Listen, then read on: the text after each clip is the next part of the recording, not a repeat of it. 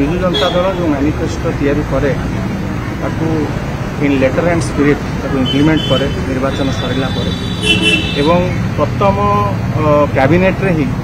ताकू सरकारी कार्यक्रम रूप से ग्रहण करा जाए। आपण जानिचंती जे विजु जनता दल सब समय गोटे कथा कही 4.5 कोटी ओडिया होचंती मो परिवार एवं विजु जनता दलर शुभ हम माने निश्चित भाव में ओडिशार मध्य शुभ हम एवं सबुठार बड़ कथा हूँ आज आप देखिए जो भोकर भूगोल थिला आज सफल एवं शस्य श्यामल सबुज सफल एवं आज जो अभावी राज्य थिला प्रभावी राज्य रे परिणत एवं ओडिशा विकास धारा रे आगे चली सबुठारु गोटे प्रगतिशील राज्य रे भारत वर्ष रे आज परिगणित हो विकासर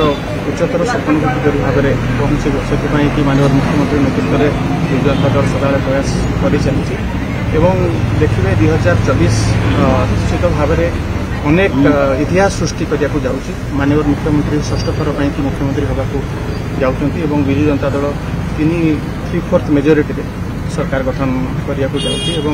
ओडिशावासी संपूर्ण भाव में आशीर्वाद विजु जनता दल पर रही आसी आपण मैंने देखिए विजु जनता दल जो कथा कही था सदाबले कार्यकारी करे सरकार आसला दृढ़ निश्चित ओडिशावासी निश्चित भाव में पुनः एक बार विजु जनता दल आशीर्वाद देखो what Naveen Patnaik things today India things today एवं समस्त मैनिफेस्टो करती निर्वाचन पूर्व किंतु निर्वाचन सरीगला समस्ते भूली जाते कि माननीय मुख्यमंत्री नवीन पट्टनायक आप देखिए जो पंचम थर आज शासन करुँच षष्ठ थर कहीं मुख्यमंत्री रूप में अधिष्ठित होगाक जाऊँगी तार एकमात्र कारण हूँ